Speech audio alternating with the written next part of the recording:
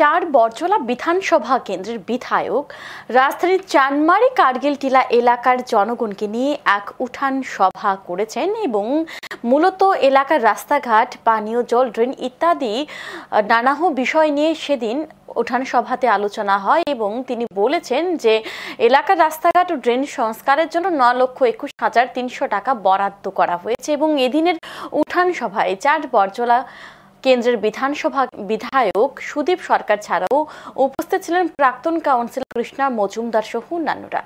বিধায়ক সুদীপ সরকার জানিয়েছেন যে কার্গিল টিলা নীলমোহন দাসের বাড়ি থেকে নারায়ণ চক্রবর্তীর বাড়ি পর্যন্ত 120 মিটার রাস্তা সংস্কারের কাজ আগামী কিছুদিনের মধ্যেই তিনি শুরু হবে বলে জানিয়েছেন এবং এলাকা উন্নয়ন তহবিল থেকে তার জন্য অর্থ বরাদ্দ করা হয়েছে। তাই এদিন এলাকার লোকজনদের সাথে তিনি কথা বলেছেন এবং সিসি রোড এবং ড্রেনের জন্য মোট 9,21,300 টাকা বরাদ্দ করা হয়েছে।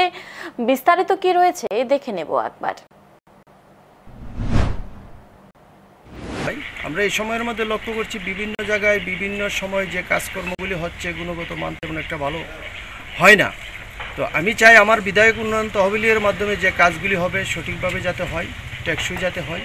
আমার সঙ্গে এলাকার যারা অভিভাবক আছেন তারাও একসঙ্গে সহমত পোষণ করেছেন যাতে সঠিক এবং সুন্দরভাবে কাজটা হয় এবং কাজটা করার ক্ষেত্রে যিনি কাজ পাবেন যাতে সঠিকভাবে হয় তারা সহযোগিতার হাত বাড়িয়ে দেবেন। তিনি এও বলেছেন যে গুণগত মান বজায় রেখে যেন রাস্তার কাজ নির্মাণ হয় এবং তার জন্য এলাকাবাসীদের সতর্ক থাকার জন্য আহ্বান করেছেন। এখন সময় বিরতির, সঙ্গে থাকুন।